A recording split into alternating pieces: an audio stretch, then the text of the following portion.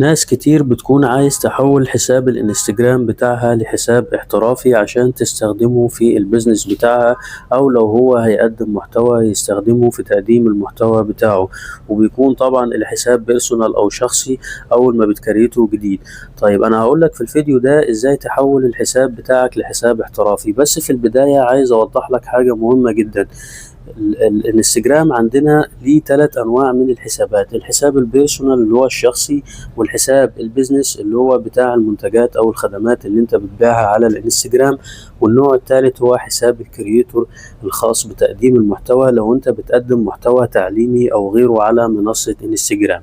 انا هقول لك في الفيديو ده ازاي تحول الحساب بتاعك من نوع لنوع اخر عن طريق الموبايل بتاعك بطريقة سهلة وبسيطة. طيب خلينا نبدأ على طول. انت لو بتقدم خدمة على الانستجرام، الحساب الشخصي طبعا مش هينفعك، لازم يكون الحساب بتاعك حساب احترافي. والحساب الاحترافي ده بيديك مميزات مهمة جدا زي الإحصائيات والتواصل السريع مع العملاء، وكمان بيديك مصداقية أكتر قدام الناس. يعني تقدر تعرف مين اللي بيتابعك وإمتى تنشر وإيه البوستات اللي جايبة تفاعل. كمان هيساعدك جدا لو ناوي تعمل إعلانات ممولة أو تطور شغلك على السوشيال ميديا. الموضوع بسيط جدا ومش محتاج خبير، هتمشي معايا خطوة بخطوة من على الموبايل بتاعك وهتلاقي الموضوع سهل جدا في أقل من دقيقتين 3. بعد ما فتحت اكونت الانستجرام بتاعك بالطريقة اللي قدامكم دي، هتضغط على ال3 شرط اللي فوق. طبعا الحساب بتاعي انا حساب كرييتور ولسه حساب جديد انا عامله بس بشرح لك من خلاله. طيب بتنزل تحت كده، هنا هتلاقي في حاجة اسمها كرييتور تولز اند كنترولز، فلو ضغطت عليها بالطريقة دي هتنزل تحت كده، هتلاقي في حاجة قدامكم اسمها سويتش اكاونت تايب، يعني دي خاصة بتحويل أو تغيير نوع الحساب بتاعك.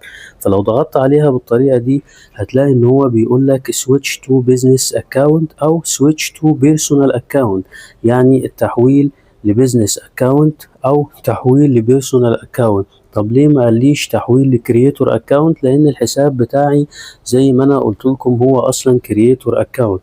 فانت عندك 3 حسابات: البيرسونال اكونت ده الحساب الشخصي اللي هو انت بتعمله عشان تكلم اصدقائك وتنزل الصور بتاعتك وتبقى متواصل مع العائلة والاصدقاء، ما تستخدمهوش في البيزنس او الشغل بتاعك او تقديم المحتوى.